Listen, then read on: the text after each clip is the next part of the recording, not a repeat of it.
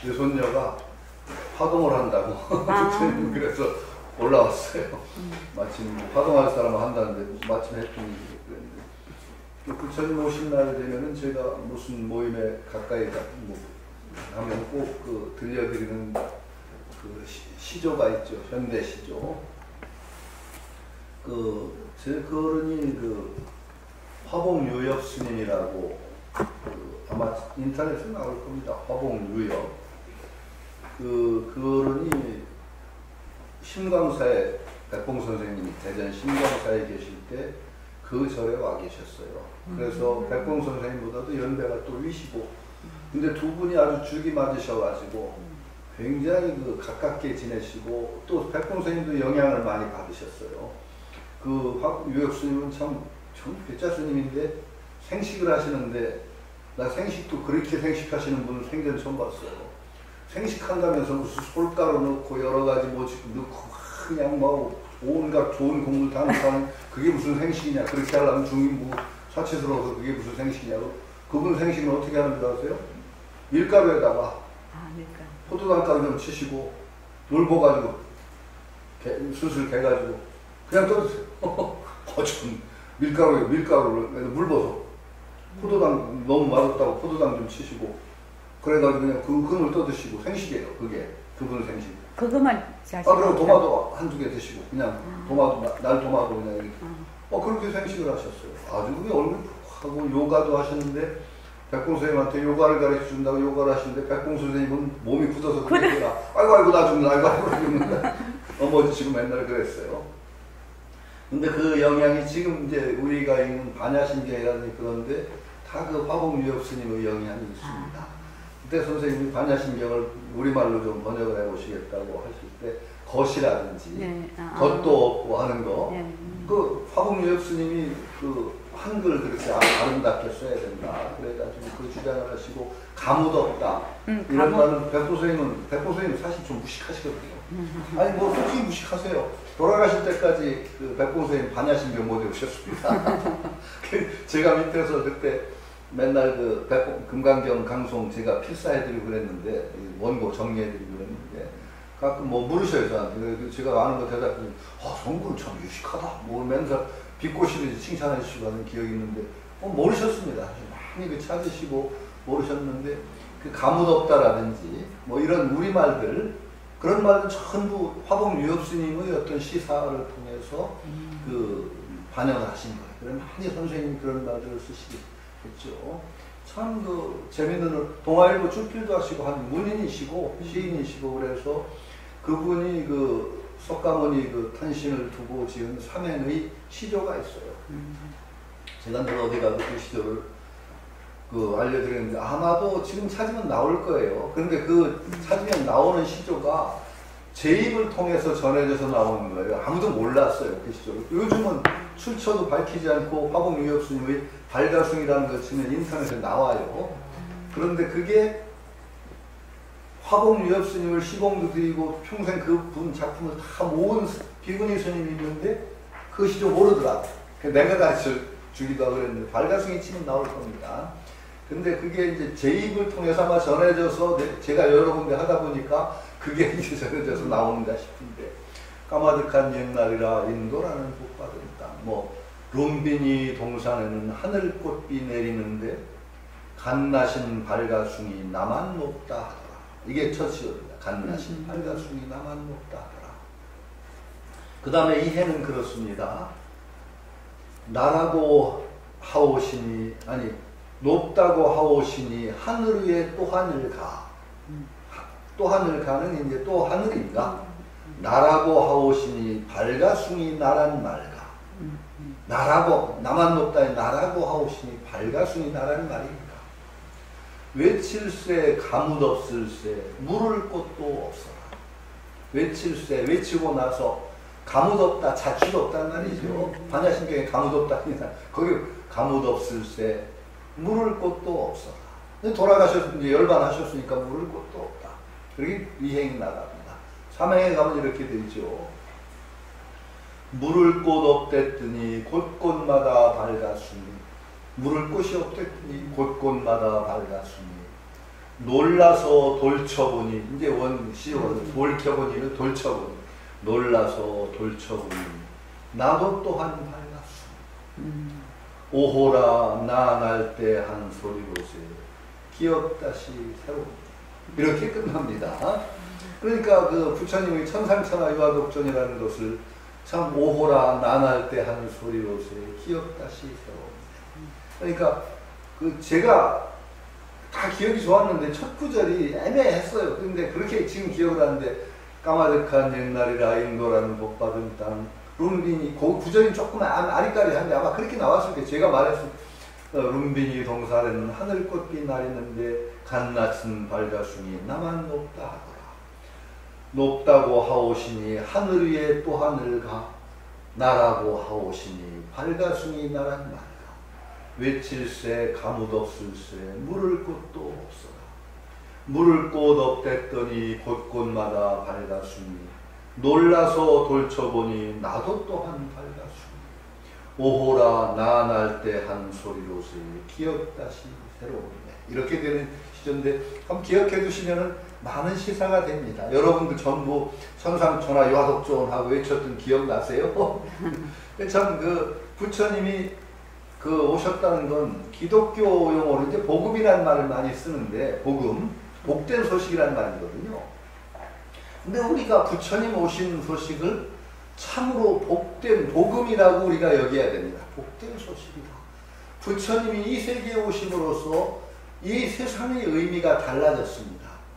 깨달음이라는 것이 우리 중생이 정말 천상천하 유화독존이라는 그 소식을 우리에게 알려주시고 정말 고통받는 삶에서부터 깨달은 존재가 될 수 있는 삶을 알려주셨으니까 부처님이 오시고서는 이 세상이 달라진 겁니다.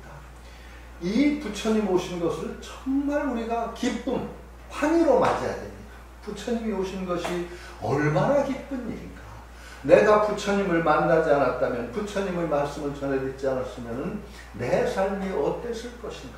이런 느낌을 가지고 정말 반갑고도 정말 환희에 찬 느낌으로 부처님 오신 소식을 맞이해야 되는데 우리 불자들이 좀 그게 좀 부족해서 늘 안타깝습니다. 초파일을 너무 엄숙하게 지내지 마세요. 정말 즐겁고 환희에 찬 마음으로. 그래서 저는 한 20년도 넘었을 거야. 아마 20년 전부터 초파일 좀 제등 행렬 좀 바꾸자. 느낌을. 우리가 부처님 오신 그 환희를 온몸으로 표출하는 제등행렬을 하자. 이렇게 제가 늘 주장을 해왔습니다. 요즘 와서 좀 많이 바뀌긴 했다는 소식은 들었어요. 그런데 제가 대학생 때부터 계속 서울은 동대문 운동장에서부터 예전에는 거기서부터 어디까지 갔느냐? 여의도까지 갔습니다. 동대문 운동장에 집합을 하면 그 연부를 하면서 등을 들고 여의도까지 걸어갔어요. 그래서 거기서 해산했으니까 굉장히 긴 거리입니다. 아주 그걸 한번 하고 나면 파김치가 될 정도로 속감을 계속 전진하며 여의도까지 간 대학생 때는 그렇게 했고 그 다음에는 그 코스가 너무 길으니까 동대문 운동장에서 요즘은 조계사까지도 이제 줄어버렸죠. 엄청 줄은 거죠. 근데 그 제등행렬을 계속 참석을 하면서 나중에 이제 불교단체 제가 이사장도 할 때 계속 느끼는 게 이 부처님 오신 날을 왜 그렇게 우리 환희를 표출 못하는가. 그래서 저는 그때 한 20여 년부터 어떤 주장을 했느냐. 바꾸자. 이거 행사를. 어떻게 하느냐. 우리가 춤추며 가자. 부처님 오신 날을 춤추며 행진을 하자. 더더군다나 한 10여 년 전부터는 이 전자기술이 발달하니까 얼마든지 될 수가 있다. 그 머리다가 멋있는 등을 이자 우리가. 그래 반짝반짝 하는 거 손가락 붙이고 춤추며 가자. 예전에는요 제가 아주 좀 입이 방정 맞아서 나중에 벌 받을 것 같은데 등을 하나 들고요. 석가모니 묻혔어. 등 하나 떡 들고 하면 움직임이 안 되니까 등 들고 쭉 석가모니를 하면은 제 속된 표현으로 장송행위를 하다. 엄숙한 건 좋아요. 이렇게 하고 하는데요. 너무 기쁨이 없어. 그냥 그 등 하나에 들으니까 움직이지를 못하고. 그러면 머리다 등 이면은 대등이라는 의미가 있어요. 머리다 등인다는 게 또 받드는 의미도 있고 아주 멋있게 하나 크게 안 하고 하나도 막 해서 전기기구로 딱 붙이고 우리가 정말 부처님 오신 환희를 온몸으로 춤추며 가면 얼마나 멋있을까. 저는 그게 주장한 게 20년 전일 겁니다. 저는 지금이라도 계속 그런 주장합니다. 좀 우리가 불교가 확 바뀌지 않으면 안 돼요. 정말 옛날 거 보존하는 거 좋아요. 불교가 전통을 보존하고 담지한다는 측면 굉장히 큰 역할을 하는 건 사실인데 거기에 머물러 있으면요 불교는 박물관 종교됩니다. 절대 그래서는 안 됩니다. 지금 현대 불교는 가장 앞설 수 있는 종교예요. 정말 어떤 고정관념 타파하고 고정관념에 매달리지 않는 종교. 요즘에 그 동국대학교에서 한문부전대학원이라는 데 제가 강의를 하면서 이번 학기 하는 게 유불대론입니다. 제 강의가. 유불대론이라는 건 유교와 불교의 어떤 서로 공격하고 대화하는 것을 하는데 유교와 불교의 가장 큰 차이점은 뭐냐? 쭉 읽다 보니까 유교는요 방편설이라는 게 없습니다. 유교는. 불교는 다 방편설이에요. 금강경 다 알겠지만 석가모니가 금강경에서 내 모든 말을 땡목처럼 알아라. 분명히 말씀하셨단 말이에요. 그러니까 모든 게 방편설이고 나중에는 불교는 어떻게 되느냐? 모든 좋은 말씀이 다 불설이라고. 그만큼 열려있고 이 현대사회에 정말 우리가 정말 마음을 모아서 좋은 방편을 창출해내면 그거 부처님 말씀입니다. 우리가 함부로 하면 안 되지만은 이게 바로 불교입니다. 굉장히 열려있는데 정말로 옛날 거에 매달려가지고 그 박물관 노릇해서는 안 된다는 거죠. 제가 저한테 여러 번 여기 들은 말씀 많이 들으셨을 거예요. 제가 제일 요즘에 싫어하는 말이 그 말이라고 했죠. 말을 물가에 끌고 갈 수는 있어도 물을 먹게 할 수는 없다. 그게 불법을 알려줄 수는 있어도 믿게 할 수는 없다는 얘기를 그렇게 하는데 이거 참 환장하는 얘기입니다. 절대 그렇게 하면 안 됩니다. 용 써서 말을 한 마리 그냥 낑낑거리고 물가에 끌고 갔더니 말이 싫다고 안 먹어. 그럼 지금까지 기울인 노력 말짱꽝 할 수 없어 네 복이야 그러고 치운단 말이죠. 이렇게 포기하면 안 된다는 겁니다. 정말 지금 불교 포교가 지금 그렇게 되고 있는 거예요. 어떻게 돼야 되느냐? 말이 물가에서 뛰어놀도록 해야 됩니다. 자기도 모르게 와서 끌리는 게 있어서 물가에 와서 뛰어놀다 보니까 자기도 모르게 물을 마시게 되는 거죠. 이렇게 해야 됩니다. 포교는. 이 물가에 한 마리씩 끌고 가서 안 먹으면 꽝, 안 먹으면 꽝 이거 아닙니다. 물가에서 놀게 하는 게 뭐냐? 문화입니다. 문화를 만들어야 됩니다. 불교의 문화, 새로운 문화. 우리 일상적인 삶 속에 젖어들어서 정말 우리가 자기도 모르게 가까이 하고 즐기면서 할 수 있는 그 문화를 만들면 불교 문화 속에서 놀다가 자기도 모르게 젖어서 불교도가 됩니다. 물을 마시게 됩니다. 이렇게 만들어야 되는데 아직까지도 여전히 말을 물가에 끌고 갈 수는 있지만 먹게 할 수는 없다. 지복이다. 뭐 안 되면은 이거 안 되는 거죠. 이 문화를 계속 만들어야 되는데 그렇게 하면 어떻게 되느냐? 불교는 얼마든지 현대적인 조류를 가장 빨리 도입을 해가지고 이 현실에 적합한 방편을 얼마든지 만들어낼 수 있는 게 불교입니다. 얼마든지. 죄되지 않습니다. 불교 이 선현들은요 정말 용감했어요. 그렇게 한마디 구절에 얽매이거나 그러지 않아요. 유교는 절대로 한 구절에 바꿀 수가 없어요. 한 구절도 바꿀 수 없어요. 그러니까 유교는 방편설이라는 걸 인정하지 않기 때문에 유교 보면은 겨우 세상에 맞추는 게 주석을 통해서 요게 요런 뜻을 해석했는데 요게 요런 뜻인가 보다. 요 정도 융통성밖에 없어요. 유교는. 불교는요 그렇지 않아요. 제가 얼마나 놀라는 것이 여기 관계가 있네요. 어디서 이제 저한테 글을 써달라고 부탁이 왔어요. 불교 안에서의 평등. 불교 교단 안에서의 평등인데 여러 가지 평등이 있죠. 재가자와 출가자는 평등한가. 그 다음에 남성과 여성은 평등한가. 이런 관점, 불교의 관점에서 평등의 문제를 논해달라고 거의 신문에 한 면을 써달라고 하는데 꽤 부담이 되는 글이었어요. 그러니까 그걸 어떻게 쓸까 고민을 하다가 마침 머리에 떠오른 아이디어가 제가 제일 열심히 읽은 게 유마경이거든요. 유마경을 제일 열심히 요즘 연재도 하고 있는데 유마경 이야기라고 결국 저도 한번 책을 낼랍니다. 나중에 연재하는 수밖에 저 같은 게으른 사람은 연재밖에 길이 없어요. 왜? 게으러서 안 하니까 연재하면 할 수 없이 써야 되거든요. 그러니까 내야 되는데 그때 유마경을 제일 열심히 읽을 때 그래도 마음속에 탁 와닿았던 대목이 뭐냐?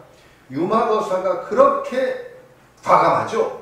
스님들 다 혼납니다. 유마거사한테. 사리불부터 시작해서 전부 그렇게 하면 안 됩니다. 해서 유마거사한테 부처님 10대 제자가 다 다 혼나는, 그렇게 막 과감하게 다 혼나고 유마거사라면 쩔쩔 맬 정도로 혼나는데, 그 대목이 유마거사가 스님들 딱 만났을 때 어떻게 나오느냐? 그 번역 경전에, 유마경 번역 경전에 발해주라. 스님 발해주라. 이렇게 나와요. 저는 그 대목을 보면서 참 감명이 있었어요. 아, 유마거사가 이렇게 과감하고 법에 대해서 한치 아무도 없어요, 스님들한테. 그러면서 스님 딱 뵈면은 발해줘라. 예경을 갖춘 거예요. 스님에 대한 공경의 예물을 한치도 소홀히 한 게 없어요. 그래서 참 이게 의미가 있다. 그래서 그 얘기를 이제 글의 도입부에 이제 시작한 거예요. 유마거사 얘기를 하면서 그 스님에 대한 예경 한치도 빠진 게 없다. 그렇다고 해서 스님이 제가자보다 높다는 건 아니다. 뭐 그러면 그러나 어떤 종단 내에서의 스님을 이렇게 받드는 것이 의미가 있다. 이걸 이제 쓰려고 글을 한참 썼어요. 그러다 혹시 몰라서 이제 믿는데 원문을 이제 찾았어요. 원문을. 한문 원문을 찾다 보니까 원문에 발해전화구가 없어요. 이거 어떻게 된 노릇이야? 근데 그 발해전화구가 없는 그 번역 경전이 누구냐면 우리 도반이에요. 모림선은 도반. 제가 굉장히 높이 여기고 참 귀하게 여기는 도반, 장순영 도반이라는 참 후배인데 참 어렵게 여깁니다. 참 고생하면서 번역도 하고 만촌에서 참 귀한 분인데 이 사람이 그렇게 쉽게 글을 번역을 할 분이 아니야. 후배지. 아주 참 서당에도 후배고 여기도 보림선언도 도반이기도 하고. 그 나중에 이신영 원장님한테도 얘기를 했다가 나중에 전화를 했어요. 자네 장거사, 내가 자네 번역한 걸 이렇게 보고서 이렇게 하다가 원문을 보니까 발해조거가 없어. 그 내가 글을 다 고치느라고 고생을 했어. 지금 고생했어요. 글 고치느라고 꽤 중간 써라. 그랬더니 장거사가 그분이 또 그런 분이 아니야. 선배님, 제가 그렇게 엉터리로 막 말 붙이진 않는데요. 그런데 원문에 없어. 그랬더니 그거 혹시 모르는데 제가 주로 본 그 번역의 저번으로 사는 건 유마경에 구마라지 번역한 건 유마일 소설경이고 현장법사가 번역한 유마일경이 있습니다. 유마경이 있습니다. 그건 설무구친경이에요. 설무구친경. 저는 설무구친경을 기본 저번으로 했습니다. 그걸 한번 보시죠. 그럼 얼른 또 설무구친경을 찾아서 원문을 봤더니 발해절하고가 있어요. 발해절하고가 있어요. 달라요, 그렇게. 그러니까 발해절하고 조그만 의미 같은데 굉장히 의미가 있다고 봐요, 저는. 그러니까 번역에 따라서 그만큼 달라졌는데, 나중에는 그거 말고, 요새는 자꾸 다 같은 얘기 반복하는 것 같아서 조심해. 이 얘기 안 했죠? 여기서. 공개적으로는? 안 했죠? 또 어떤 게 있느냐? 제가 또 열심히 학교에서 그 학생들하고 제가 건대 교수 있을 때 제가 유학이 전공인데 학생들이 선생님 불교도 많이 하시니까 선생님 계실 때 불경 좀 같이 읽어주세요. 공부 좀. 그래 좋다. 그 모아가지고 한 대여섯 명이나 많을 때는 7, 8명 제 방에 모여서 불경을 쭉 강독을 했습니다. 그때 유마경도 강독을 했고 그때 강독한 것 중에 장아함경, 디가니까야라고 하는 거, 장아함, 디가니까야, 이제 아함인데 디가니까야, 마지막니까야, 쌍유따니까야 뭐 이래가지고 그 사함이 이제 빨리해서 번역한 걸 가지고 그 아함경을 장아함을 읽었어요. 근데 장아함을 읽다 보니까 거기 어떤 얘기가 나오냐? 그 종덕경이라고 번역되는데 소나단다경이라는 게 있어요. 거기 보면 무슨 얘기가 나오냐? 계와 그 지혜를, 계행과 지혜 얘기를 쭉 하면서 거기 발로 발을 씻고 손으로 손을 씻는 것처럼 이런 얘기가 계속 나와요. 발로 발을 씻고 손으로 손을 씻는 것처럼. 그게 마치 발로 발을 씻고 손으로 손을 씻는 게 자명한 것처럼. 근데 여러분 여기서 제가 묻죠. 발로 발을 씻고 손으로 손을 씻는 게 자명한 거예요? 여러분 발 손으로 안 씻으세요 혹시? 발 손으로 씻죠. 발 손으로 씻는 경우도 많죠. 네? 근데 거기에는 발로 발을 씻고 손으로 손을 씻는다고 그게 자명한 것처럼 이렇게 나와요. 그걸 읽으면서 이거 참 고약스럽다. 이게 자명하다고 하면 이거 읽는 사람이 좀 문제가 될 것 같다. 그 나중에 제가 늘 궁금하다. 장아함경에 번역이 된 게 있단 말이에요. 한문으로. 그걸 이제 그 종덕경이에요. 그게 소나단다경이 이제 장암 한분 번역에는 종덕경. 봤더니요, 발로 발을 씻고 손으로 손을 씻는다는 구절이 번역에 쑥 빠질 수 없어요. 없어요. 한역 지금 우리 한역 장화하면은 발로 발을 씻고 손으로 손을 씻고 발로 발을 씻는단 말이 부전이 싹 번역이 빠져버렸어. 하고 참 황당해. 이 어떤 경우 이제 또 그래서 나중에 이제 불교학자 제가 믿을 만한 불교학자한테 물었어요. 선생님 이거 박사 이제 성은 말해. 이거 어떻게 이해해야 돼? 이거 쑥 빠져 있어. 그 사람도 그거까지 확인을 안 한 거예요. 내가 하니까 그렇습니까? 그리고 그렇게 유마경도 이렇게 이걸 어떻게 봐야 되겠어? 물었더니 이제 좀 후배를 약간 그건요 두 가지 해석이 가능합니다. 어떻게 가능하냐? 하나는 번역자가 그 당시 불교 그 인도 문화와 그 중국 문화를 대비해서 부적절한 것은 적당히 바꾸고 빼든가 바꾸고 그랬을 가능성이 있습니다. 두 번째 가능성은 저본이 달랐을 수가 있습니다. 본이 달랐어. 아예 그렇게 된 본이 있고 저렇게 번역할 때 참고한 저본이 달라서 그렇게 번역이 나왔을 수가 있습니다. 두 가지 해석이 가능한데 참 어렵습니다. 그러더라고요. 그래서 그러고 저는 경을 읽으면서 저는 아주 제가 늘 주장이 여러분들 이제 제 강의 들으면서 이건 기억해. 느낌표 붙이기 전에 물음표 붙이자 그랬죠. 제가 여러 번 말씀드렸습니다. 느낌표 붙이기 전에 물음표부터 붙여라. 불교는 그렇습니다. 물음표 붙이지 않고 느낌표부터 붙이기 시작하면 어느 귀신이 잡아가는지 몰라요. 그거 가지고 못 잡습니다. 반드시 물음표 붙여야 됩니다. 저는 전에 얘기했는데 장암 읽다가 제가 물음표 붙인 데가 굉장히 많습니다. 어떤 장암경 보면은 부처님의 출생 가계를 아주 소상하게 얘기하는데 부처님이 혈통이 그렇게 빼어난 혈통이야.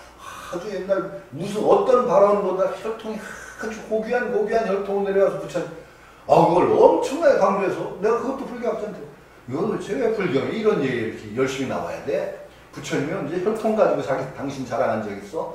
부처님이 직접 얘기하신 건 아니에요. 제자가 부처님 혈통 이건 불교답지가 않은 거예요. 제가 물음표를 붙인 게 핏줄 가지고 고귀함을 따지는 종교 아니거든요. 불교는. 부처님 뭐라고 했어요?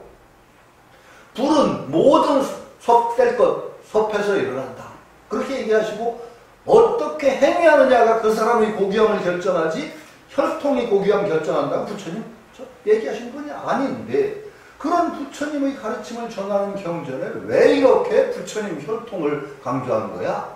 하고 물었어요. 그때 그게요. 그 암이라고 해서 전부 부처님 당시에 다 만들어졌다고 보면 그건 안 됩니다. 그거 바라문교에 대항하기 위해서 부처님의 가계를 높이던 시절이 있었습니다. 아마 그때 첨언된, 부가된, 말하자면 조금 있던 얘기다가 보태서 만들어졌을 것이라고 보는 게 옳을 것 같습니다. 저는 그렇게 봅니다. 그러니까 물음표 붙이고 나니까 해결이 되죠. 그러니까 절대로 물음표 붙이지 말고 무조건 믿으면 불교 경전이 얼마나 다양해요. 여기서 이 얘기하는 거와 여기서 저 얘기하는 게 막 부딪히는 데도 많은데 물음표 안 붙이고 어떻게 믿을 거예요. 그런데 이만큼 다양하기 때문에 우리 이 시대로 살아가는 우리도 너무 문자에 매달리면 안 된다는 겁니다. 너무 문자에 매달리면 안 돼요. 그리고 정말 이 시대에 가장 적실한 가르침을 찾아나가야 되는 거죠. 가장 적실한 가르침. 그래서 우리 선배들은 번역한 선배들도 과감했다고 생각하는 거예요. 문화에 맞춰서 딱 빼고 저는 그렇게 봅니다. 그렇지 않고 저본이 여러 개였다고 하더라도 그것도 의미가 있어요. 왜? 부처님 말씀은 정말 금과옥조처럼 하나로 쫙 전해진 게 아니고 그 당시 여러 인도에서부터 그 이해에 따라서 조금씩 다른 이야기들이 가능했던 게 불교라는 겁니다. 이걸 우리가 받아들여야 돼요. 그러면 지금에 있어서도 불교를 받아들이는 데 있어서 우리가 너무 그냥 하나에 매달릴 필요 없이 정말 이 시대에 맞는 그 가르침을 취사 선택하지 않으면요 불교는 안 되는 겁니다. 제가 불교 성전 편찬 관계하다가 누가 뽑아온 데 보니까 글쎄 어떤 뽑아온 게 뭐가 있느냐. 어떤 학사의 무슨 발언문인데요. 이 발언문을 읽고 열심히 읽고 기도를 하고 정진을 하면은 여신이 남신이 된대. 여성이 남성이 되고 다음 생에 그런 있어요 경에. 그래서 내가 헐쩍 그랬어. 이거 페미니스트한테 맞아 죽을 일이냐? 말이 안 되는 거예요, 이건. 이거 빼야 된다. 아, 또 그리고 제가 그 빼자고 해서 뺀 게 몇 개가 있는데, 저는 적어도 제 공헌이라고 생각하죠. 30 이상을 쭉 얘기를 하면서 이런 수행을 하면 부처님 30 이상 가운데 이런 상호가 생기고, 30 이상 아시죠? 미간 백호상, 뭐 감남나계상, 뭐 머리카락이 고동처럼 말린 거, 그 다음에 정상육계라고 해서 머리 위에 살이 상투처럼 이렇게 붉어져 나온 거, 흉중만자상, 그 가슴에 만자가 있다는 동, 그 다음에 손가락 발가락 길이가 같고 물갈퀴 같은 게 막 있고, 그렇죠?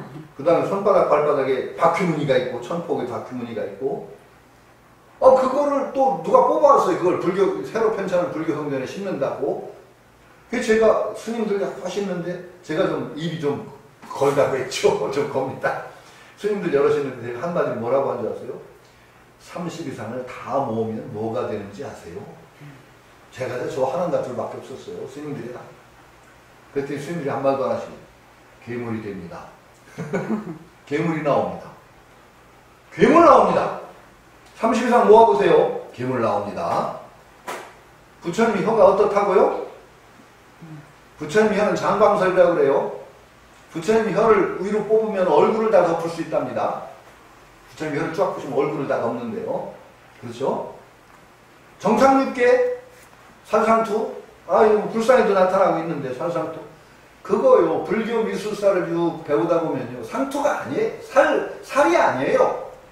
불교 미술사에는요, 나와요, 자취가. 머리를 묶은, 우리 상투처럼, 진짜 머리를 이렇게 리본으로 묶은 것도 있어요, 이렇게. 그러니까 불교 미술사 보면은 이 살상투가 애초에 붙어 있던 게 아니고 중간에 상투가 6개로 변할 거가 봐야 돼요. 감남나계상, 머리카락이 소라고동처럼 말렸다는 거, 그거 간단한 미술, 말하자면 저 헬레니즘의 그 영향 받아서 머리카락을 꼬불꼬불하게 하는 그런 묘사가 나오기 전에는 아마 직발했을 거예요, 부처님 머리가. 그걸 갖다가 무슨 금과 옥조처럼 이제 인도에서는 전통적으로 성에는 이런 특이한 묘소가 있다. 뭐 이래가지고서는 했던 것이 보여놨는데, 그거 모으면 제 말대로 괴물 아니에요? 이걸 현대인들한테 이 기도 잘하면 열심히 공부하고 나면 30 이상 된다고 하면 현대인들이 그 괴물 되려고 그거 열심히 기도하실 것 같아요? 아니잖아요. 이렇게 취선택을 해야 돼요. 전부 해야 되는 거예요. 그래서 정말 부처님 말씀이 정말 시대와 장소에 따라서 엄청난 방편서를 읽는데 그걸 그냥 넘어가면요 정말 불교만 하는 거예요. 그러니까 부처님 오신 날 봉축 행사라든지 그런 모든 것들 현대화해야 된다고 해요. 전통적인 걸 딱 뭐 번패라든지 양식 같은 거 전수하는 거 굉장히 중요해요. 그러나 그만큼 계속 새로운 현대적인 이 문물을 받아들여서 정말 이 시대의 문화를 새로 만들지 않으면은 박물관 종교로 그냥 사가요. 연불 같은 것도 저는 그래서 굉장히 바꿔야 된다고 보는 거예요. 제가 그래서 좀 약간 과감한 짓을 해서 천수경을 전부 새 번역을 해가지고 거기다 작곡해가지고 노래한 얘기 저도 노래했어요. 연불도 바꿔야 돼요. 그 옛날식의 그 목탁치며 하는 연불이 아니라 지금 현대 악기도 달라고 굉장히 달라졌기 때문에 새로운 연불 형식 같은 거 계속 만들어야 된다. 그래서 예를 들어서 뭐 어디서 맨날 목탁치서 까모니고 하고 누가 이제 제 후배가 하나 그 곡을 만들었어요. 아주 멋있더라고요. 석가모니부 석가모니부 뭐 이래가지고 하는데요. 요즘 관세음보살 그런 노래도 있지. 노래식으로 된 그런 걸 하면 우리가 이 문화에서 맨날 목탁치고 할 수 없을 때 모여서 우리가 흥이 신심이 났어. 그럼 함께 석가모니불 이래가지고 함께 그냥 쫙쫙쫙 노래하면 얼마나 좋겠냐고요. 이게 이 시대에 맞는 그런 문화. 그러다 보니까 제가 좀 망정밖에 오늘 아침에는 그 의상조사 법성계를 요즘 트롯 시대잖아요. 트롯 시대의 꽃나차에다 맞춰서 법성계를 다 하고 왔어요. 할까요? 법성원용무예상 제법부동볼래 이렇게 합니다. 그러니까 아주 안사람이 막 밥하다가 웃어 죽는다 그러는데 돼요. 아니 그런데 그건 제가 그렇게 우리가 너무 고집하지 말자는 거예요. 그래서 얼마 전에 스님들이 그 랩에다 맞춰서 다란히 그 천수경 신묘장구사를 랩에다 맞춰서 쫙 한 거 테이프가 있어요. CD로 나왔습니다. 랩으로. 그 시도가 꼭 그 시도가 옳다 그르다를 떠나서 우리가 좀 과감해야 된다는 거예요. 너무 그 자체를 왜 그래 하면서 전통 맞춰가지고 그럴 거 없어요. 여러분 한번 요 트롯 시대니까 한번 해보세요. 비 내리는 고모래에 맞춰도 좋고 제가 한번 해보니까 몇 개 해봤는데 그 꽃마차라는 노래가 제일 비교적 부드럽게 잘 넘어갔더라고요. 그러니까 하여튼 아니 그런데 어쨌든 간에 그래야만 불교가 이 시대의 종교가 돼서 이 젊은이들께 먹히고 다시 이 시대를 이끌고 가는 그런 종교가 된다는 거죠. 저는 아까 백봉 선생님이 그 얘기하다가 시작했는데 발가수님, 백봉 선생님이요. 전 무식하다고 제가 참 불경스러운 표현. 굉장히 과감하셨던 거예요. 그 시대에 그 반야신경 번역하신 거 보세요. 그리고 그 시대에 전부 예불문 같은 거 전부 다시 만든 거 보세요. 이게 얼마나 앞선 일인지 여러분들 모르세요. 그게 몇십 년 전이에요. 지금 우리가 자연스럽게 예불문 같은 거, 한글 예불문, 연불송, 부처님 거울 속의 제자에 다 그런 거 만드신 거예요. 이게요, 나는 굉장한 연기라고 생각해요. 정말 그런 연기를 우리가 본받으면요, 우리가 이 시대에 새로운 불교 문화를 만드는데 앞장서야 돼요. 그래야만 비로소 부처님이 숨겨놓으신 수많은 보배로운 자산들을 이 시대에 정말 쓰일 수 있는 문화로 만든다 말이죠. 그게 제가 그 보배로운 자산이라고 하니까 또 오늘 또 헤매이 또 나간다. 유막연이 있다가 제가 그 얘기했을 거예요. 거기 아까 이걸 발언하면 여신이 남신 된다고 하는 거 나왔으니까. 유막연 보면 바로 나와요. 천녀가 있잖아요. 유막의사 방에 천녀가 있는데 얼마나 신통자자고 변제가 자제예요. 그러니까 사리불이 너무 감탄스러워서 사리불이 묻잖아요. 너는 그렇게 신통자자고 변제가 자제하면서 왜 아직도 여자 몸을 가지고 있니? 참 우리가 들어도 지금 반방명이 맞을 소리를 사리불이 했죠. 그러니까 그 천녀가 뭐라고 했죠? 저는 유막여사 방에 있으면서 수십 년간 제 속에서 불변하는 여자를 찾아봤는데 저는 못 찾았습니다. 당신 눈에는 내 속에 여자가 보이십니까? 나에게서 여자라는 게 보이십니까? 그래서 사리불이 대답을 못하죠. 그러니까 정말로 그걸 확실하게 천녀가 정말 사리불을 신통으로 확 여자로 바꿔버리잖아. 여자 몸을 확 바꿔놔요. 사리불을. 그러면서 사리불한테 묻는 거예요. 왜 스님은 여자 몸을 가지고 계세요? 그러니까 사리불이 뭐라고 하죠? 황당하지. 내가 본디 여자냐? 네가 잠시 신통력으로 여자 몸을 바꾼 거잖아. 그러니까 천녀가 딱 그대로 내가 본디 여자요? 나도 잠시 이런 여자 몸 하고 있을 뿐이지. 그죠? 본디 여자라는 보정불변의 여자성이라는 게 없다는 거죠. 내가 본디 여자. 잠시 여자 몸 이렇게 거짓 인연으로 여자 몸 놔두죠.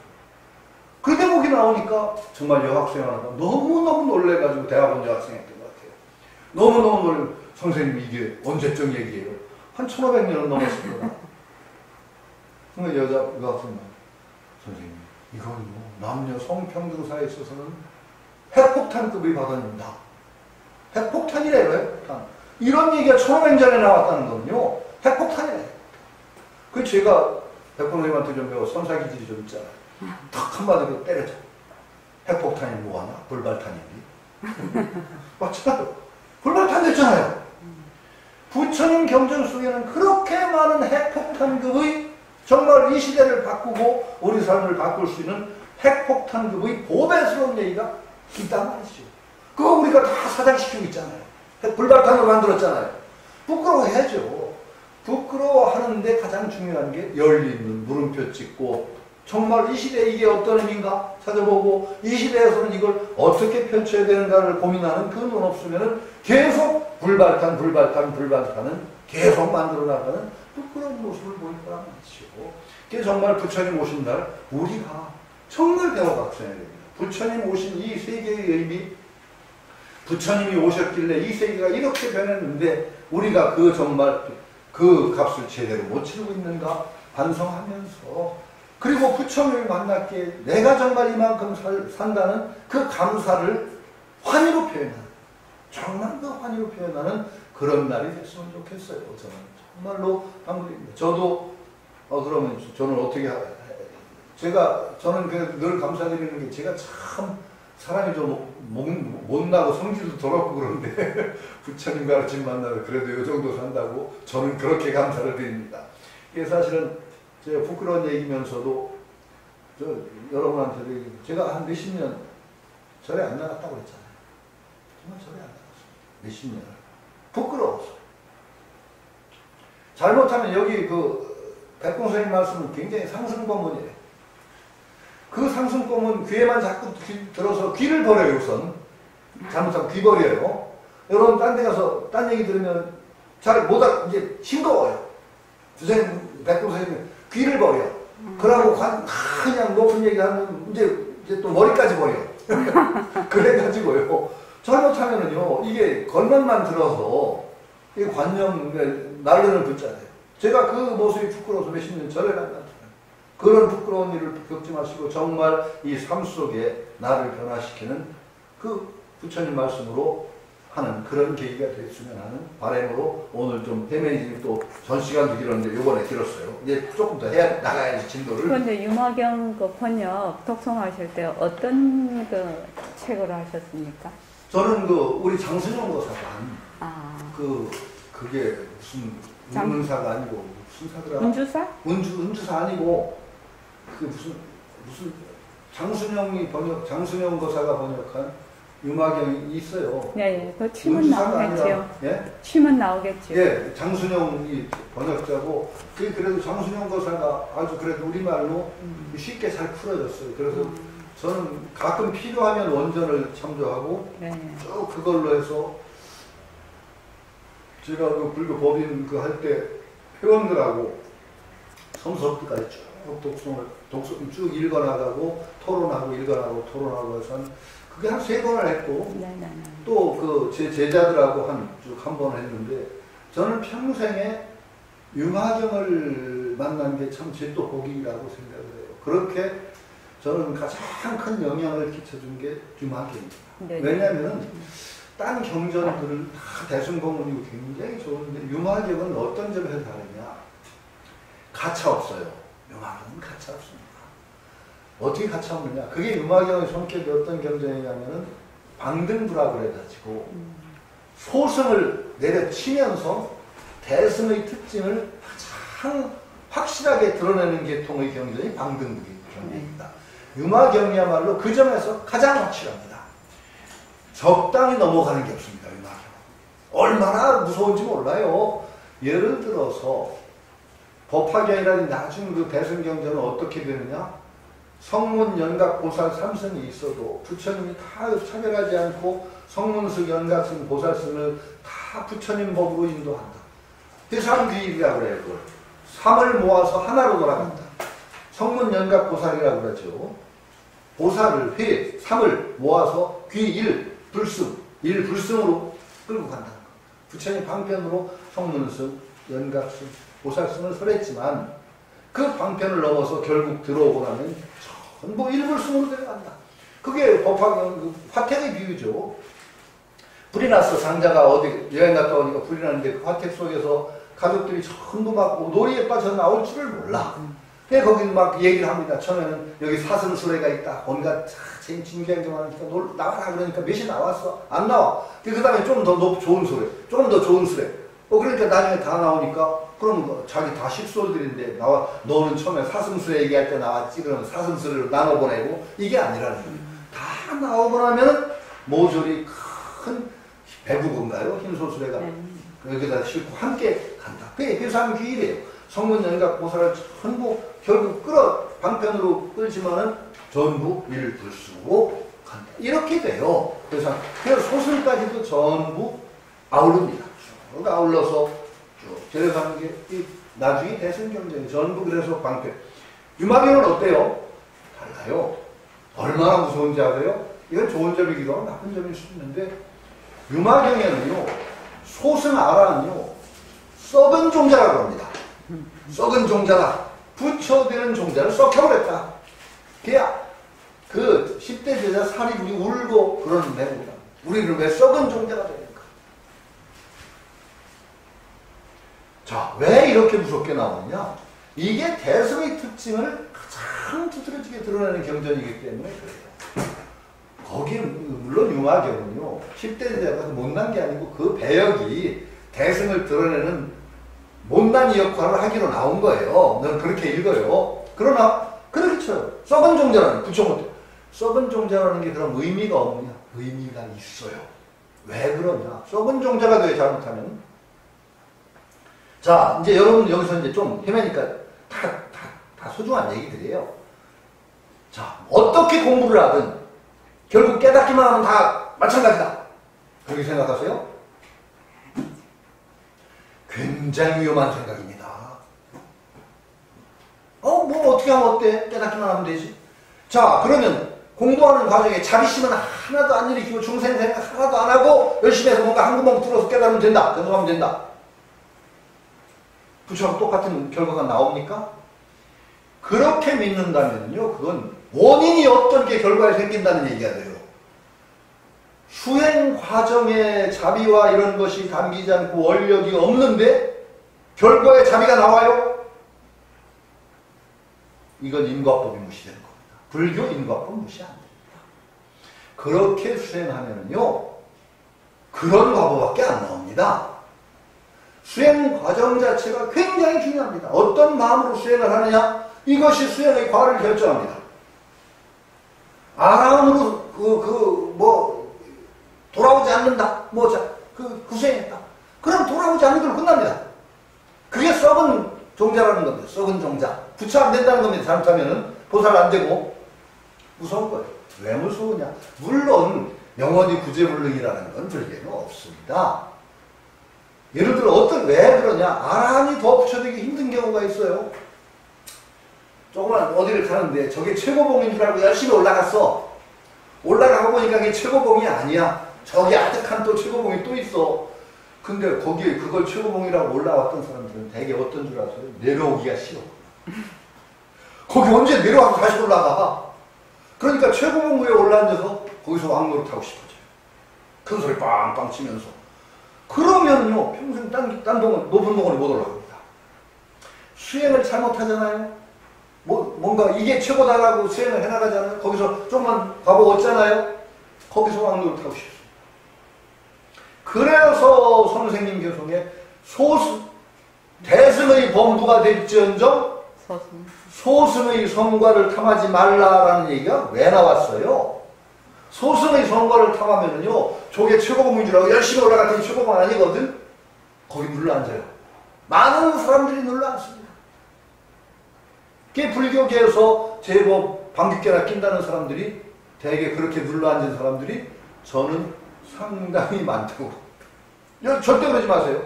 여러분들은 최상승의 길을 걸으셔야 되고 부처되는 길을 걸으셔야 그렇게 인을 심고 그렇게 발언하고 그렇게 나가셔야 됩니다. 조그만 과보를 탐한다든가 하면 정말로 자칫하면 썩은 종자가 됩니다. 조그만 봉우리 올라가서 내려오기 싫어가지고 또 그냥 가는 것보다 내려오려면 얼마나 힘든데 거기서 또 내려갔다 다시 올라가려 안 내려와요. 그런 사람들이 불교계에 저는 많다고 봅니다. 절대로 대승의 범부가 될지언정 소승의 성과를 탐하지 않는다. 금과 옥조로 성실됩니다. 꾸준히 정말 큰 길을 큰 걸음으로 걷는다는 그 마음을 소원을 내시잖아요. 그게 가장 큰 힘입니다. 꾸준하고 떳떳하고 그런 분들이 불퇴절입니다. 그렇게 큰 마음을 내시잖아요. 어지간한데 흔들리지 않습니다. 이제는 그 큰 마음을 내면 이게 무서운 힘이 된다는 걸 명심을 하시고 정말 부처님 오신 날 맞아서 여러분들 내 부처님을 모심으로써 내 삶이 이렇게 변했다. 이런 감사의 느낌을 느끼는 그런 부처님 오신 날이 되기를 바랍니다. 시간 어떻게 됐어요?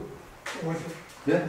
50. 아이고야, 이거 정말로 내가 전 시간도 헤메니즘이 이게 원래요, 제 전공이 헤메니즘입니다. 이거 헤메니즘인데 원래 대학 때부터 선생님은 헤메니즘이 더 재밌다고 그래서 제가 선생님 조금만 하죠, 조금만. 그래서 우리가 전 시간 어디 몇 페이지? 125쪽 하세요. 125쪽. 네. 극기위인 하면 이제. 극기위인 천하위인 곧 명칭지. 요 번역을 읽겠습니다. 자, 번역. 몸이 천하 국가의 근본이 되므로 대학 경문이 다음 문장에서 수신에다 모두 다 비교를 하였으니 이 수신이 가장 요긴한 사실임을 알 수 있다. 이 일권사는 가장 이해하기가 어렵나니 이 혈육의 몸을 가지고서 단속하고 근신하고 단정하게 하니 마치 아이들이 선생을 볼 때와 같이 하는 그것으로서 나라를 다스릴 수 있겠느냐. 어찌 이 신상에서 사사건건을 신경 써서 모양새가 좋게 보이기를 마치 극장 무대 위에 배우들과 비슷하게 하는 그것으로서 천하를 평정할 수 있겠느냐. 예. 여기서 이게 왜 그러냐면 일건사로 마감을 했다는 건 대학의 경문이 자천자의 지어서인 일시계의 수신이고 이 문장으로 끝납니다. 번역을 하면 천자로부터 서민에 이르기까지 한결같이 수신을 근본으로 한다. 라고 했습니다. 수신을 근본으로. 이 수신이 대학의 첨이자 끝이 일건사라는 거예요. 이게 가장 핵심입니다. 제가 계속 말씀드리는데 수신이 중심입니다. 핵심. 자기 한 몸을 닦는다. 이걸 중심으로 해서 밖으로 거기서 펼쳐나가면 죄가 지고 병천하가 되고 안으로 속을 해가면은 경물치지 성의정신이 됩니다. 그러니까 수신이 가운데 딱 박혀서 수신 그 일건사가 핵심, 대학의 처음이자 끝입니다. 일시계의 수신이본 수신을 딱 중심으로 해서 하나는 향외적이라고 합니다. 향외, 밖으로 향하여 펼쳐나가는 것, 하나는 향내, 내로 해서 수렴해 나가서 경물치지 성의 정신으로 나가는 것이죠. 이것이 바로 정말 대학의 핵심이고 핵심 이것이라는 겁니다. 그래서 혈육지구 이 혈육지구라고 하는데 혈육지구라고 하는 수신이라고 얘기했지만은 네. 이 신이 몸뚱이를 얘기하는 건 아닙니다. 자기를 얘기합니다. 자기를 닦는 것이 앞과 끝이다. 그리고 자기를 닦는 것 이것 속에 제가 계속 강조했죠. 여러분 이건 정말로 제가 생각해도 이 얘기는 제가 이 수신 하나 속에 모든 게 담겨있다. 이거는요 불교는 당연한 거예요. 불교에 수도 없이 나오죠. 겨자씨 속에 숨을 쉬는 들어간다 라는 얘기가 있고 그 다음에 인드라만 연기 보면은 구슬 하나 속에 온누리 구슬이 다 담겨져 있고 또 그 담긴 구슬이 온누리 구슬이 다 퍼져나가듯이 그 구슬 하나 요것 하나가 자기 존재예요. 뭐 불변의 존재는 아니지만 이것이 모든 것과 연관성 속에서 모든 것이 그 속에 담겨 들어오고 다시 이것이 온 세계로 펼쳐지는 수신이 바로 핵심이다 라고 하는 거예요. 이것을 감속하는 것 이것이야말로 가장 근본이 된다. 그런데 그 몸뚱이는 이 육신의 몸뚱이가 아니고 바로 나를 대표하는 그 몸뚱이라는 것을 철저히 알아야 된다. 그러니까 불교도 마찬가지입니다. 그런데 수신 자기가 근본이다라고 하는데 여기서 늘 불교도들은 이제 그 조심을 해야 하는 거 여기 자 아니다. 자 아니다. 자가 아니라는 거. 불변의 나를 자꾸 생각하는 이 변에 걸리면 또 안 된다는 거. 늘 그러니까 그 선생님도 참 그 방평수 치면서 굉장히 고민이 많으셨던 것 그 자취를 느껴요. 왜 모습을 잘 굴리자 이렇게 말씀을 하시고 모습을 잘 굴리는 게 결국 나인데 나를 잘 그 뭐 하는 나를 또 돌아보자 내가 뭐를 한다 뭐 이렇게 돌아보자 이렇게 하시잖아요. 이렇게 싹 그러다 보면 자꾸 아상생기 딱 좋잖아요. 그러니까 선생님 뭐라고 꼽으셨어요? 그거 깨기 위해서 허공으로서의 나. 그렇죠? 아, 왜 그거 자꾸 거기다 군더더기를 붙였느냐? 자꾸 우리가 내 모습을 잘 보지 않은 뭐든지 핵심이다. 그 나라고 생각하니까 이 나를 자꾸 절대화해. 그게 그냥 그 자아관념이 생길까봐 허공이다. 허공으로서 허공. 자꾸 붙인 이유가 방편 쓰시다 보면 방편에 걸리는 사람들이 많아서 그거 깨시기 위해서 선생님도 참 되게 각구가 되는 선생님도 참 고민, 아니 뭐 도인이 고민을 하셨겠네 말은 하여튼 방편 굴리시는데 애를 먹으셨구나. 요렇게 저렇게 말 붙이신 거 보면은 참 그런 자취들을 저는 가끔 읽어요, 선생님. 그리고 아까 얘기한 대로 참 용기 있는 그 다음 거에다 읽으면 딱 되겠어요. 예, 요 번역을 또 읽어요. 이거 뭐 그렇게 어려운 얘기 아니니까 128쪽. 그러므로 수시는 전적으로 마음 위에 있어서 공부를 하는 것을 말한 것이다. 저 안자가 인을 물음에 공자가 일러 말씀하시기를 극기 공예함이 인을 하는 것이라 하셨으니 이것이 바로 진정한 수신의 양상이다. 그 말씀 다음에 또 일러 말씀하시기를 하루 동안이라도 극기 공예하면 천하가 인에 돌아온다고 하셨으니 이것이 곧 진정으로 나라를 다스리고 천하를 평정하는 진실한 일이다. 만약에 이 문단의 극기가 수신의 진실한 사실을 믿지 못한다면 어째서 안자가 그 방법을 물음에 공자가 그 사물로서 말씀하셨느냐. 이게 뭐냐? 수신의 요목은 수신을 또 어떻게 하느냐로 들어가는 거예요. 이게 이제 이 스님의 감산대사의 아주 중요한 대목은 수신을 하는데 유교의 어떤 장점을 취하시는데 어떻게 취하시느냐? 불교의 그 장점인 그 수신의 그 공부의 방법이 아주 세밀하고도 아주 절실합니다. 자세하고. 불교처럼 수신의 방법에 대해서 자세한 종교가 세계에 없습니다. 그건 여러분이 자신하셔야 됩니다. 왜? 불교는 인도 요가 전통을 다 받아들였습니다. 불교 요가 전통을 다 받아들였어요. 이게 부처님이 그건 뭐 부처님 생애 분명히 드러나죠. 알랄라 칼라마 우다 칼라마 후타라는 두 스승이 그 당시 요가 수행의 정점에 있던 분들이에요. 상쾌야 요가학파라고 그러는데 요가학파예요. 그쪽에서. 요가 수행의 정점을 부처님은 찍으셨어요. 그러니까 요가 수행의 정점을 다 받으셨어요. 그리고 거기서 나오셨어요. 왜? 거기서 해결 안 된다는 걸 아셨다는 거죠. 아신 거예요. 요가 수행, 그때 불교 수행의 많은 것들이 그 스승들한테 배운 것이 그대로 들어와 있어요. 무념무상이라든지 비상비비상처정. 이 비상비비상처정이 불교에서 지금도 불교의 선정 가운데 중요한 선정으로 들어와 있습니다. 그게 바로 부처님의 창안이 아니라 알라라 칼라마 오타 칼라마부타 두 스승의 수행 방법이에요. 그게 불교에 다 받아들였어요. 그러니까 불교는 그 수행 방법 다 접수했어요.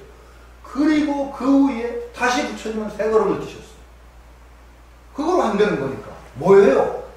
이거 정말 굉장히 제가 계속 강조하는 거, 아니 제가 계속 강조드리는데 성태님한테 들은 말 별로 없어요. 제게 이제 그 몇 가지 중요한 거 제가 강조하는 거, 부처님이 새로 떼신 거는 이게 바로 불교의 권력이라는 거예요. 인도 요가 전통 다 받아들이신 거, 그거 굉장히 중요해요. 우리가 바탕으로서 인정을 해야 돼요. 그런데 정말 불교는 불교다워지는 지점이 어디냐? 거기서 나와서 부처님이 붙이시네. 그게 바로 불교예요. 여러분하고 저하고 다 얼굴 기본은 다 같죠? 눈 2개, 코 하나, 입은 가로 달리고, 뭐 이거 여러분하고 다 같죠? 근데 송태용이 까닭은 어디 있어요? 조금 더 잘생긴 데 있죠? 아니 보세요. 아니 그 특징 있잖아요. 용모. 다 그냥 눈, 귀, 코, 옆만 가지고는 사람이라고 말할 수 있지만은 그건 송태용이라고 말 못해요. 다 종교라고 말할 수 있어요. 종교 여러 요소가 있어요. 그럼 불교라고 딱 말할 수 있는 지점 어디예요? 바로 눈, 귀, 코, 여, 그 일반적인 요소가 불교 아니에요? 그럼 그것이 어떻게 배치돼서 부처님이 어떤 새로운 걸 열었느냐가 바로 불교예요. 거기서부터. 나머지 요소가 그 부처님이 열은 그걸 초점을 해서 잘 제대로 배치가 돼야 돼요. 인도 거 다 받아들인 거 부처님이 딱 불교의 종교로 딱 세우신 그 밑에 그 받아들이신 것이 적절하게 배치가 돼야 불교예요. 그럼 부처님이 열으신 대목이 어디예요? 비비상처정이라든지 몰입하는, 옆에서 벼락이 떨어져도 모르는 선정의 경지, 부처님이 다 인정하시고 불교 수행의 중요한 바탕으로 삼으셨어요. 부처님이 한 걸음 정말 때는데 어디예요? 성적등지. 이거 정말 명시하셔야 됩니다. 정예쌍수, 직관겸수, 다 비싼 얘기인데 하여튼 약간 뉘앙스는 달라도 이건 누가 와도 양보 못해. 정예쌍수예요. 그 고요함이라는 것은, 고요함의 극치는 이미 요가에서 성취됐어요. 비비상처정이라든지 고요함 극치 성취됐어요. 부처님은 그걸로 안 되는 거예요. 깨어있음이 있어야 되는 거예요. 그래야만 이 살아가는 사람이 수행하는 정도가 돼요. 그렇죠? 이래서 불교가 위대한 거예요. 정말 그게 바로 저는 백공 선생님이 한 기여도 바로 모습을 잘 분리자가 바로 그 부처님의 정신을 저는 이었다고 보는 거예요. 그냥 선전에 들어앉았는 거 그거 불교 아니에요. 우리 살아있는 사람, 저는 계속 얘기한 거, 있는 데서 정말로 있는 사실을 그대로 성성적적하게 받아들이면서, 그러면서도 부동심을 바탕에 간직하는 그 공부가 불교의 공부. 그리고 저는 또 과감하게 얘기해요. 이 공부 어려울 거 없다. 어려운 게 아니라, 어려운 말로 할 게 아니라 가장 쉬운 말로 정신 차려라. 정신 차려서가 불교 공부예요. 여러분 정신 차리는 건 어떻게 차려요? 한 군데 푹 빠져있으면 정신 차린 거예요? 안 차린 거예요? 정신 안 차린 거예요? 막 산란하고 왔다 갔다 하면 정신 차린 거예요? 안 차린 거예요? 정신 안 차린 거죠? 정신 차리는 건 어떻게 하는 거예요? 집중이 되면서도 깨어있는 거예요. 그렇죠? 여러분한테 제가 강의를 하면서도 제 생각이 빠져가지고 여러분 눈치도 안 보고 막 떠들면은 그거 안 돼요. 눈치를 줘. 노출 안 해야 돼요. 그러면서 제가 어디를 하는지 또 졸가리 딱 잡아가고 있어야, 이게 들뜨지 않아야 강의가 돼요. 막 이게 깨어있어서 이게 다 내가 하는 거 점검하는 게 이게 성에 깨어있으네요.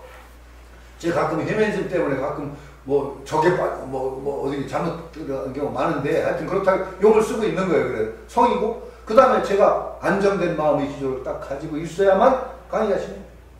정신 차려라. 이 말이 우리말에 정신 차려라가 불교 수행을, 저는 정예쌍수를 대변하는 말이에요. 정예쌍수. 정신 차려. 정신 차리면 어떻게, 한편으로는 정신 차리려면은 마음이 딱 안정된 기반이 있어야 정신 차리는 거죠. 또 깨어있어야 정신 차리죠. 또렷또렷 이렇게. 그러니까 여러분 정예쌍수 하셔야 되는데, 한마디를 줄여서 정신 차리고 사는 데. 정신 차리고 사는. 이게 바로 불교의 위대한 점이라는 말이죠. 그렇기 때문에 불교 수행이야말로 인도 요가 수행의 전통을 쫙 받아들이고, 그 위에 부처님이 쫙 다시 정예쌍수, 성적등지, 살아가면서도 행복할 수 있는 그 길을 열어주시니까, 이게 바로 우리가 부처님 오신 날을 찬탄하고 환희심에 젖어야 되는 까닭이란 말이지요. 그런데 이게 저는 또 잘못했다고 보는 거예요. 이 핵폭탄급의 부처님 정신이 또 불발탄 비슷하게 된 요소가 있단 말이죠. 그 뒤로 계속 부처님이 떠나오신 불교 수행의 경지가 불교 수행의 거의 대부분을 차지하는 경우가 많아요. 바탕으로 삼았던 게. 어떤 스님은 예전에 참 내가 정말 놀랐어요. 대학 시절에 그게 동화사라고 기억하는데, 차례정진을 하는데, 우리 아무리 해도 저는 발목 아픈 거 잘 안 났더라고요. 정신. 그 일심행께서는 예전에 그 공부하실 때 그냥 몇 시간이 훌떡 가셨다고 제가 굉장히 놀랐는데, 저는 아직 그거 안 되거든요. 발목 여전히 아프고 그런데, 우리는 차례정진을 하는데 한 40, 50분 하면 경행하고 또 풀어주고 이래야만 겨우 건드는데, 이 스님이 딱 9시 딱 다리를 넘겨고 앉더니, 새벽 4시까지 다리를 안 풀어. 우리가 그냥, 대단하다. 저 스님 이제 일어날 때 꼬라실 거야 그랬어요. 발이 터져. 그랬더니 6시간, 왜 9시부터 새벽 4시니까 한 6, 7시간 꼼짝도 안 하더니 탁 일어나니 발 툭툭 치더니 성큼성큼 걸어요. 발도 안 저려. 그게 도사다. 우리가 강다. 그게 저는 늘 그때부터 늘 막 깔고리 거는 그런 물어보거든요.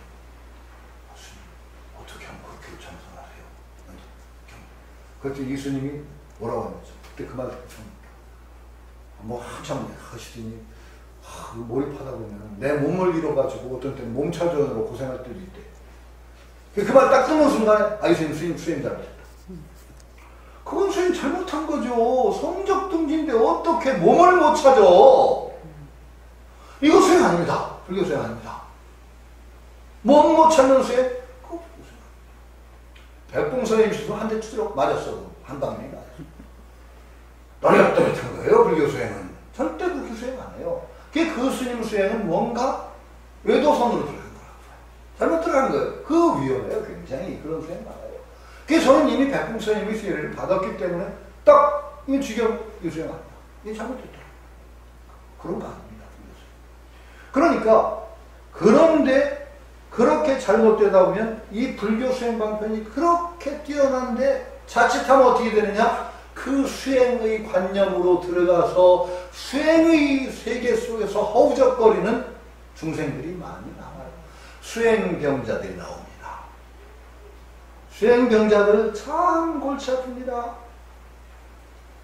저는 제일 무서운 사람들이, 저는 이제 되게 말로 떠드는 건 어느 정도 하고 따지는 건 제가 어느 정도 하는데, 제일 무서운 사람들이 뭐냐? 절에 수십 년간 나갔던 보살님들이 제일 무서워요. 야, 이거 벽체구야.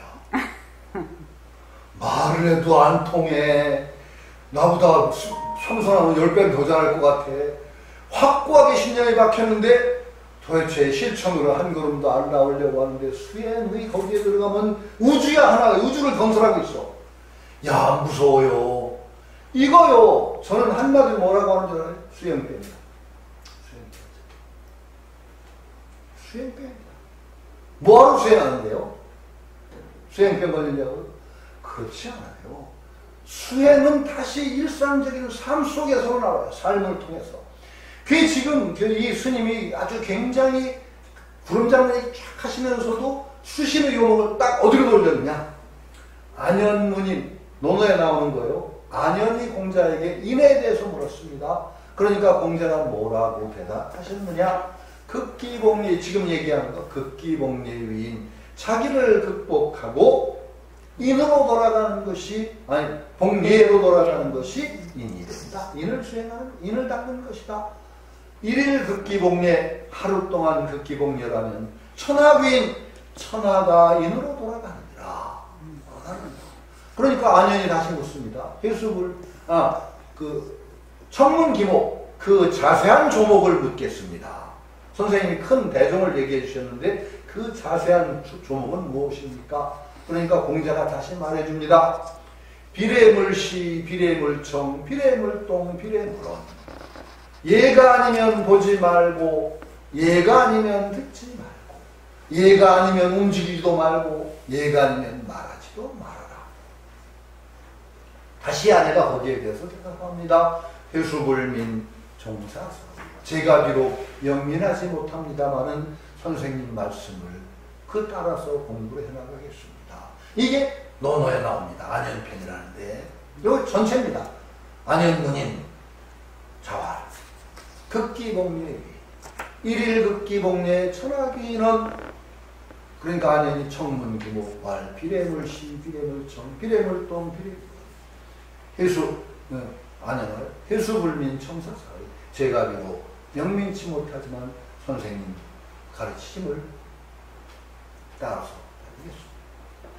요게 바로 요걸로 수식을 딱 지금 감산덕천대사가 딱 마무리한다는 게 이 감산덕천대사가 유학에서 불교의 중요한 어떤 그걸 탁 잡아온 거예요.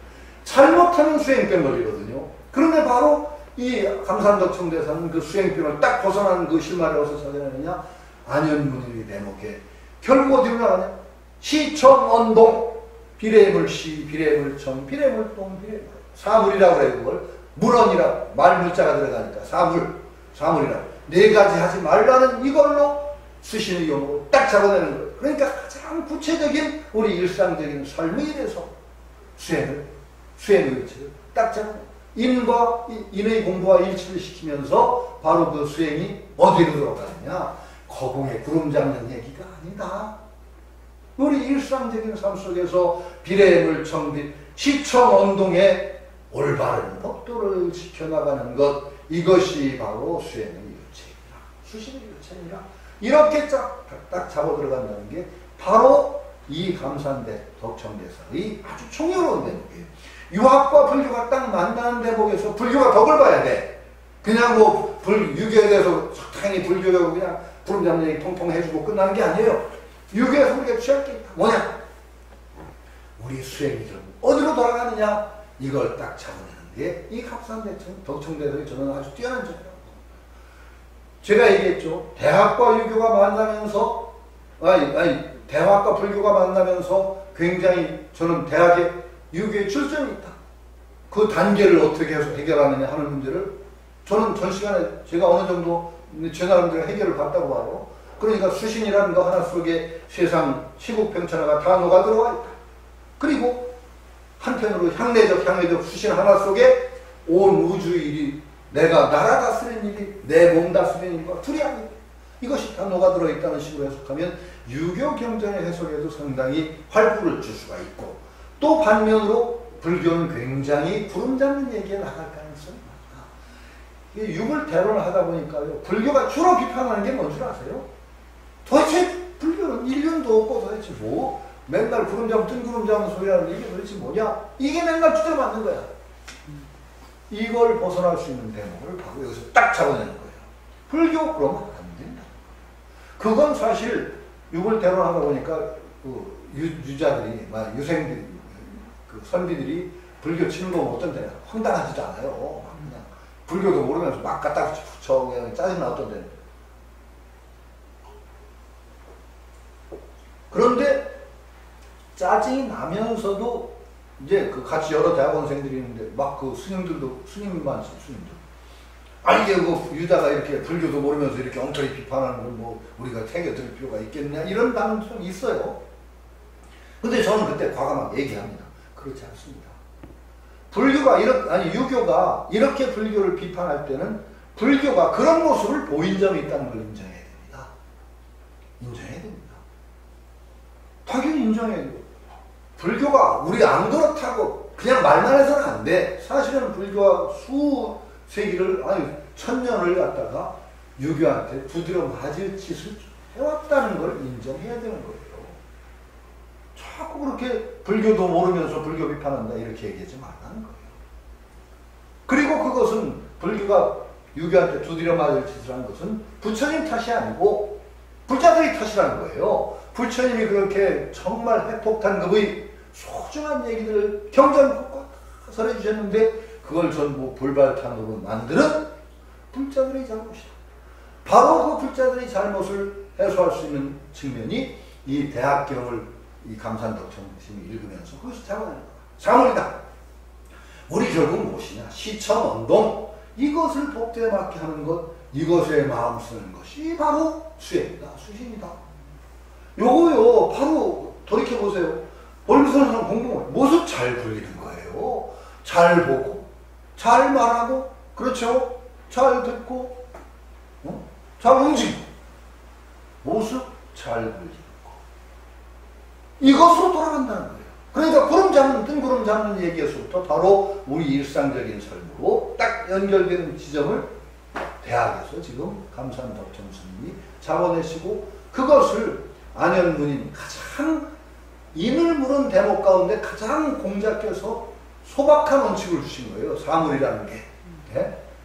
얘가 아니면 보지 말고 듣지 말고 움직이지 말고 말아라. 사물.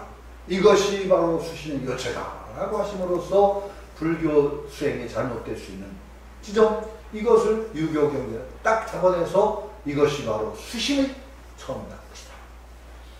무서운 얘기라고 봅니다. 저는 이렇게 읽어야만 정말 여기서 이제 우리가 그 유교 경전을 이렇게 주석을 해주셨으니까 덕청돼서 얼마나 유교에 또 끼친 게 많아요. 근데 또 거기서부터 또 불교 안으로 이 좋은 말씀을 받아들이는 것이죠. 금강경에 같지만은 모든 선법, 모든 상황방편선은 다 붙인 것입니다. 이렇게 큰 마음을 열고 거기서 불교를 새로운 불교로 바꿔나갈 수 있는 길이 바로 여기에 보인다라고 저는 생각을 하죠. 오늘도 또 상당히 헤매이진 많아서 죄송합니다만 그 헤매이진을 할 수가 없습니다. 이해해 주시기 바라고 오늘 강의 여기서 마치도록 하겠습니다. 예, 다음 시간에 뵙죠. 고맙습니다. 예,